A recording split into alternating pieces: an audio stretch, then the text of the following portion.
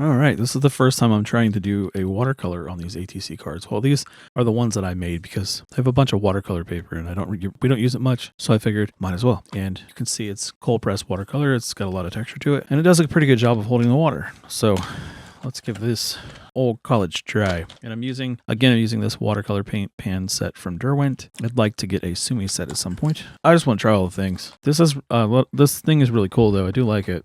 It's got like this little, if you didn't see the last video, it has this little paintbrush in it. And I guess now that I'm thinking about it, these are probably meant for you to be able to mix color in. I didn't think about that, but that's cool. Just mix on canvas as it were. And the other thing, this is a little water brush. It's a water brush, right? It's like a brush pen basically, but it's a water brush pen. It's very cool. And it was white and it stains very quickly. Keep that in mind. Doesn't matter though. I don't care. And I wanted to see if possibly, if I were bringing a bottle of water with me, if I could just fill this up on the spot without making an absolute mess. Let's find out. I'm going to try to do this on camera so you guys can see. Let's see if you can do it without.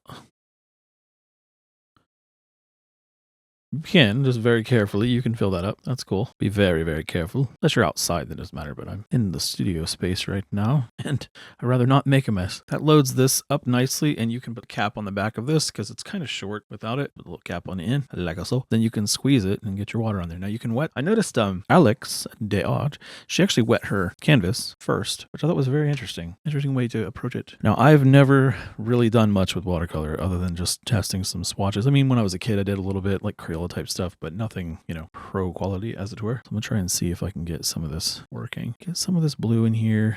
You don't have to squeeze this pen hard to get this water going. Very, very easy. I'm gonna get some of that oranginess in there too. We'll see how this works out. Again, no idea what I'm doing. Let me pull this color down a little bit. I'm not sure if I should treat this as a brush or a pen. So we'll see how this all goes. There are some violets in here. So I have switched color. I do have another paintbrush. I have other paintbrushes I could use, but I want to try to use this one for this, just to see how give this thing a fair shake to see how this behaves. There are some purples up in there, up in the sky. So I'm going to go grab very little of this. You don't need much of this at all, man. This stuff goes really, really far. I do have a white that I can blend in here too. It's kind of funny because normally watercolor, you're like, oh, well, the white is the page, but there is actually a white in this set. It's got some opacity to it. It's a little thicker than I kind of expected it to be. Yes, let's make a mess. Yes.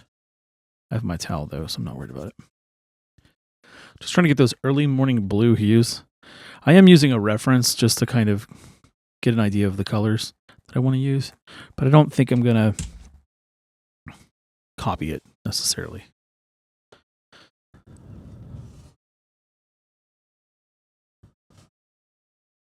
There you go, just to wash it off a little bit, just to get that very faint look to it. I mean, you do not need a lot of color. It goes really, really far. I also want to save some color space, as it were, for the oranges and stuff. So hopefully this will dry fast enough. Of course, you could just use a water jar. You don't have to fill this little pin up necessarily, but it's fun, so I do. Just trying to see if this is going to dry quickly or what. I might try to do some greens in the field there. It's a very rich green. It's really pretty. Kind of reminds me of, I don't know, the acrylic. I forget what the name of the color is right now. There is a name of the color on this set, by the way. Getting more of the color on the canvas than I mean on the artboard. I know not what I do. Okay. I feel like I'm going to suck at these for a while. So yeah, I don't know what color this is. Hold on. It says bottle green.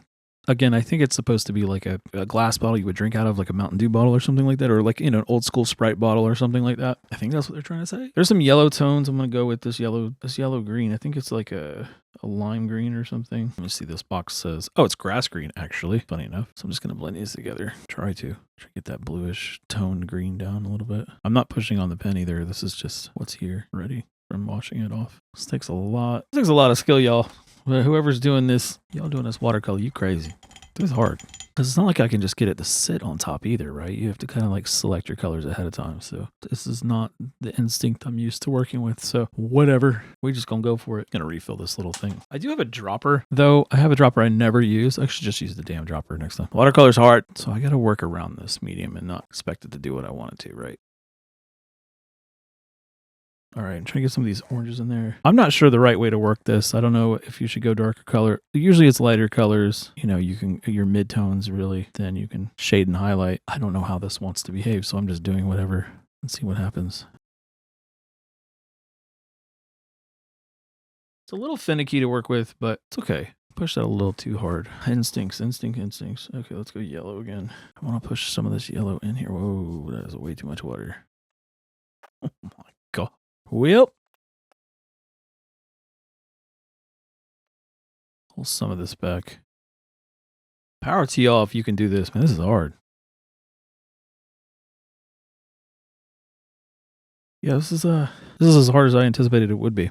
So I'm gonna try to add this white in here because I want to get some of this lightened up a little bit at the top. I think this is called like Chinese white or something. Yeah, it says Chinese white. That's what this is. See, it has some opacity to it, which is really cool. But I don't know if it's going to dry that way or if it's just lightening the color. I'm not being as talkative as I normally am. I'm actually quite contemplative. I'm trying to figure out what I'm doing, how I'm going to do it. I mean, if I really want those darker tones, obviously I'm going to have to, or the lighter tones, I'm really going to have to anticipate that before I start. But also, I was thinking it might be cool to maybe use some acrylic white, but I don't want to have to do that necessarily. I want to see if I can push it with what I have. So let's see if we can start lightening up some of this stuff. If it's not, I don't even know if I even said this. I'm trying to make this is meant to be a fog, a morning fog. So this is a learning process for me, honestly. See, like I'm not joking when I say I've never done this. Like this is the first time I've actually really tried to do this with, you know, I guess like a professional kind of quality instead of like a cheap little thing. Again, I know I should have anticipated this before I started using this, but like I should have thought about the white as part of the base of it. It's okay though. I think it's kind of cool. So far it's getting somewhere. I do want a little bit of cloud in there, but I'm not really sure how the hell I'm supposed to manage to do that. Maybe a little bit of that yellow would be good. Push a little bit more of that blue hue in there. It'll give it like a more of a brownish tone. Unfortunately, these are really fun to use though. It's nothing. It's not the fault of this thing. It's me. It's a little heavy on blue right here. Like I said, this will push towards brown territory. That's okay though. Gonna try to lighten it up. It's more of a greenish bluish hue there. But I want to push some white into that, and hopefully it'll lighten up a little bit. Has to be an easier way to do it, right? I'm just squeezing this cap a little bit so that the air pressure on the surface of that little area that's here when you first, let me show you. You first got to fill this. A little bubble will pop up sometimes and keep me from being able to put water in it. Oh, this is an adventure.